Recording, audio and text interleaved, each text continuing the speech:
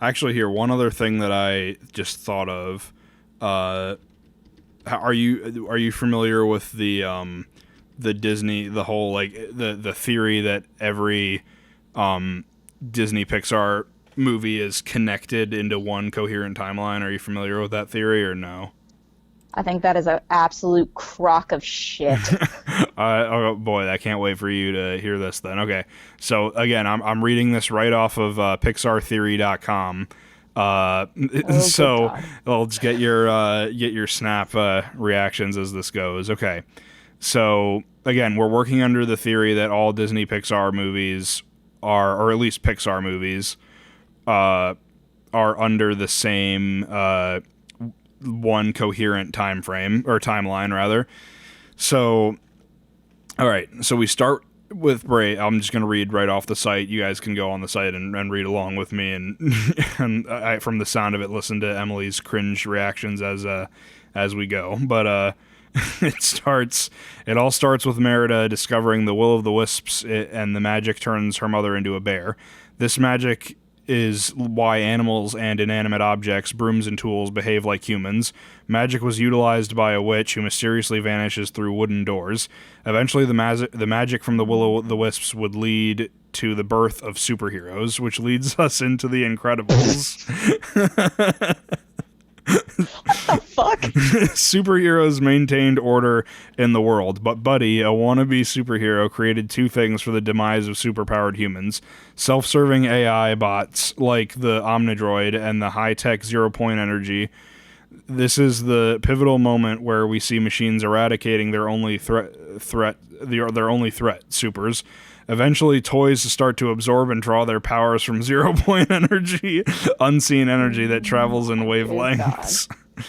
Toy Story. The first signs of life from toys are now present due to Syndrome's technological prowess. Toys, sentient objects, come up with a code of rules and learn that human love is another energy source upon which they thrive. These toys discover what happens to toys that are isolated from humans. The toys discover that it is dangerous for them to be isolated from humans. We start to see inanimate objects question their purpose in life. For example, Jessie resents her owner, Emily, for abandoning her. Resentment towards Yep. humans was not only carried by inanimate objects but by animals as well. Cut to Finding Nemo. In the ocean, Oh my God. in the ocean, we find that fish are incredibly advanced. They have schools, a network, and a freeway system. We discover that humans are polluting the earth and experimenting on them. Dory was one of the animals that was experimented on, which is which is why she is forgetful. There are And how the fuck is signs. she back in the office? Or office, the ocean. There are signs of resentment growing towards humans for polluting the environment, stealing fish, and caging them. Animals begin to be more curious and carry more humanistic characteristics.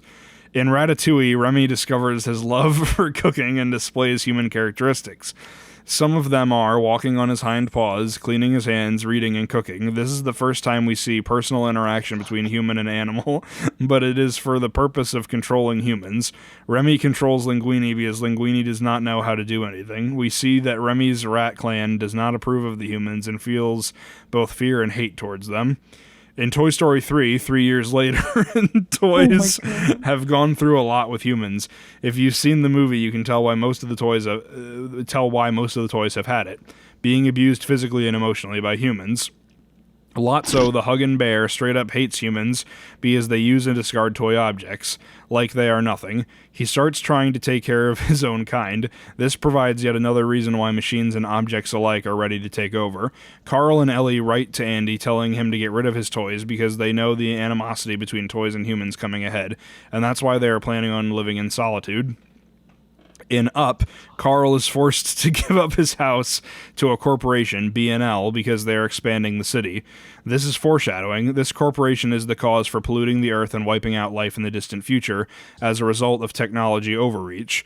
Carl Oh discovers that God. animals can communicate with humans and sees the bitterness that they have. Charles Muntz effectively trains an army of dogs. This is the start of the tipping point between animals and humans. Years later, the uprising between animals and humans begins. Who do you think won that war? Cut to Cars. When animals rose up against the humans to stop pollution, the machines saved the humans and they won the war. However, since the machines helped win the war, it tipped the balance on Earth. Machines/BNL had to send the remaining humans off into space on a ship called the Axiom. All of the other machines were left behind to populate the world and run things. But how do we know Cars took over the Earth and not another planet? In Cars 2, cars go to Europe and Japan, which shows that it's the same planet as all the other Pixar movies. It also shows that there are no humans throughout the world. The world at this time ends up with an energy crisis as oil is the only energy used for cars. Alanol Corporation was using green energy as a catalyst for a fuel war in order to turn cars away from alternative energy sources. That clean fuel could have been used to swiftly wipe out/decommission many of the cars. Alanol was run by BNL, which eventually polluted the Earth due to its use of oil. The whole world becomes unfit to sustain life. Cut to WALL-E. WALL-E, yeah. Earth has become uninhabitable for hundreds of years due to BNL. The corporation took over the world/government starting in the 1950s. WALL-E is the only machine left on Earth after it ran out of resources. He survived because he is fascinated with human culture and also his friendship with a cockroach, which helped maintain his personality and fulfillment. Robots/machines on Axiom, having left centuries earlier, show that machines develop a sense of purpose out of the human's dependence on them. WALL-E is a robot Jesus, and he and his love, the appropriately named Eve, save the human race and start a new beginning on Earth again. During the credits of WALL-E, we see the shoe that contains the last plant of plant life. It grows into a mighty tree. Cut to A Bug's Life. Oh, good God. The same plant we see in WALL-E grew up to be the tree in A Bug's Life. Insects have a longer lifespan in A Bug's Life. Prior to WALL-E, an ant can last in just 3 months. However, in A Bug's Life, these ants will survive an entire summer and allude to being around for quite some time. One ant states that he feels 90 again. This indicates that ants are sturdier as a result of evolution and mutated genes. Another ant tells Flick not to leave the island because there are snakes, birds, and bigger bugs out there. They do not mention humans because there are very few humans to make it dangerous enough for insects to worry about. However, one kid did allegedly pick the wings off of a homeless bug. Later in the distant future, animals start evolving into the dominant species. Cut to Monsters University. How the fuck?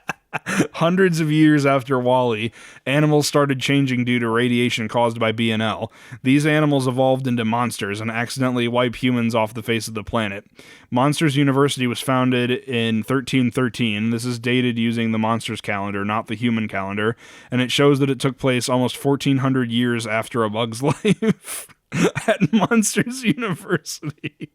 They falsely taught the monsters that humans were toxic and from another dimension. This was because monsters were worried about being erased from existence and altering history. Cut to Monsters, Inc.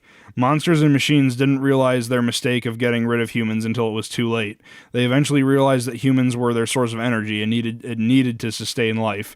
Machines helped solve that by letting monsters use doors to time travel to the human generations. This leads us to Boo. Boo, sweet little Boo, never got over Sully and became obsessed with finding out what happened to him. She remembered that doors are the key to finding Sully.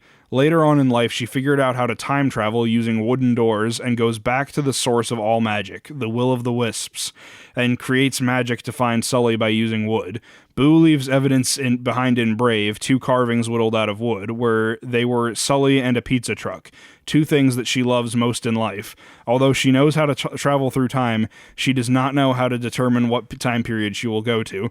Therefore, speculation has it that Boo is the one planning the Easter eggs throughout all of the Pixar movies, because she has been accidentally going through different time periods, which makes her the the witch from Brave. And that is the Pixar Theory. I think whoever wrote that needs to actually just eat a pile of shit. I love how convoluted it gets in the middle, and then it kind of vaguely starts to make sense towards the end. Very, very barely. But, I think the reason why Easter eggs appear is because artists get bored. And that's coming from a personal experience. I helped set up Haunt this past year, and a coworker and myself made skeletons do the YMCA and left it in one of the attractions for people to see if they could find as our own Easter egg. Oh, well then I get take it from Emily. You guys are reading way too far into it for the Pixar theory. I understand fandoms, but good God.